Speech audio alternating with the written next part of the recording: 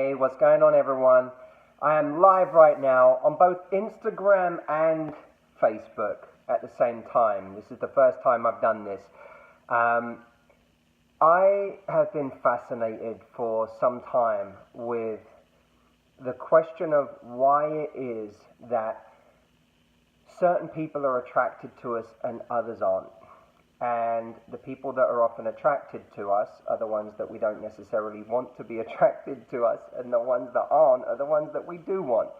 I meet women all the time, men too, but so many women who complain that it's never the guys they actually want that are pursuing them. And they have, this massive attraction for this guy, but he doesn't want them. And why is that? Why is it never the guys that I want? And I think the answer to that question is actually fairly obvious. It's not that the people that we want in life just have completely different tastes, that they're destined to never be attracted to us. The problem is that we act very differently around the people that we're attracted to. And when we act differently, that creates a different result. So I am curious. I'm curious to get your answer to this question. And the question is this: why, let's phrase it this way, what do you do around the person you like that you think is detrimental? Or when you're in the early stages of dating and you start to like someone, what are the things that you do that you think hurt you once you start liking someone? Leave me a comment right now and let me know. And while you're doing that, while you're leaving those comments, I'm going to post up a link, because in the last couple of days I have been talking about my program, What Men Want, which is a really incredible program. And for anyone who's serious about getting results in their love lives right now, you should grab a copy of this program. Let's see here. So, and by the way, that program, What Men Want, it should be called What People Want, because the truth is, it's true for men and women. 95% of what I say in that is true of both sexes. But if you're serious about making things happen in your love life right now and creating results, go and get that program. It's literally the entry point to everything I do, and teaches you why so often in life the people we want pull away from us, and what are the 7 secrets to getting people attracted on a completely different level. So Sabrina says, I'm obsessed with wanting to see them because I'm so excited and want to spend time with them, and then I suffocate them. Yeah, I think that's really, really common. Who else has that issue? I'm curious. Who else does exactly what Sabrina does? Zaina says, can't make enough eye contact because I become so shy. Another really common one, especially in the very early stages. Lady Ashtandi says, I can't relax and be myself. Yeah, so many people finding it hard to relax around the person they actually like. This is an interesting one. Patricia says, I used to not be assertive. I used to say or talk about my failed relationship, but then I joined your program and I used to not say anything. Oh, you used to talk about your failed relationships and then you joined my programs, and life-changing. Very cool. Anne says, over text and make myself too available to the guy I'm dating. That's really interesting.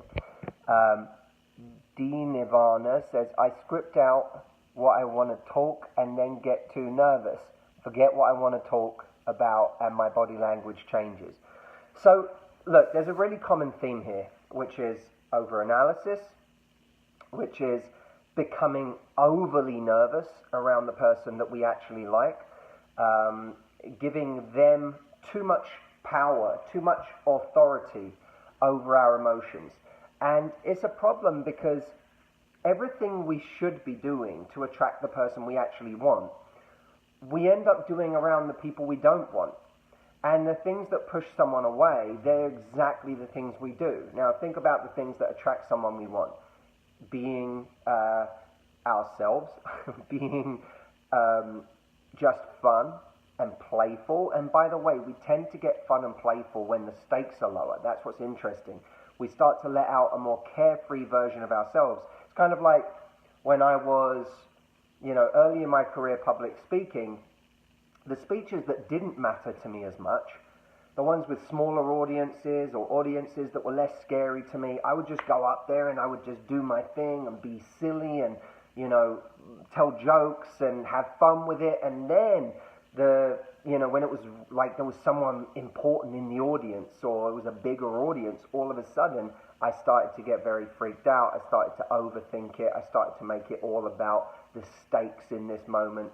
And so what we have to do is switch away from those behaviors that we do in those high stake moments to the types of behaviors that actually show our value, deciding, okay, yes, I'm attracted to you.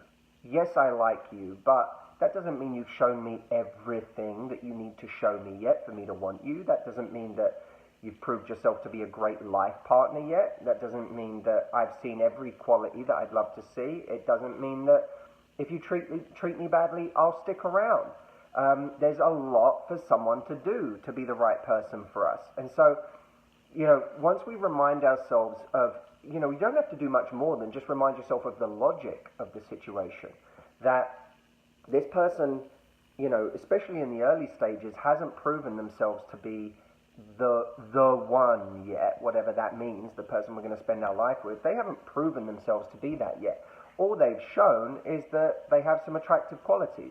So we have to get a lot more relaxed in these stages. And what I want people to learn the difference between is the behaviors that in the early stages pull someone closer, like demonstrating high value, like demonstrating that your time is valuable, like demonstrating that you're a person that has lots of great qualities, not just relying on one great quality. I think people do that a lot. Whatever they're comfortable being. For example, if you're comfortable being a great friend or a very nice person, a very amenable person, then you do that, but you don't necessarily flirt, right? Well, we have to be able to flirt. Other people flirt a lot, but they don't ever demonstrate any depth. Some people are playful without ever being sexy. Other people are sexy without ever being playful. So it's, we have to show someone that we're a multifaceted, rounded person. We want to show someone that we have a life, something that we don't do when we give up our entire schedules for someone simply because they want us to run to their schedule. They want us to come to their part of town. They want to call us up and have us come and see them for a date at a moment's notice. We suddenly give up all of our time for this person, and we no longer appear, even though we do have a life, we don't appear to have a life. And that makes us very unattractive in this moment.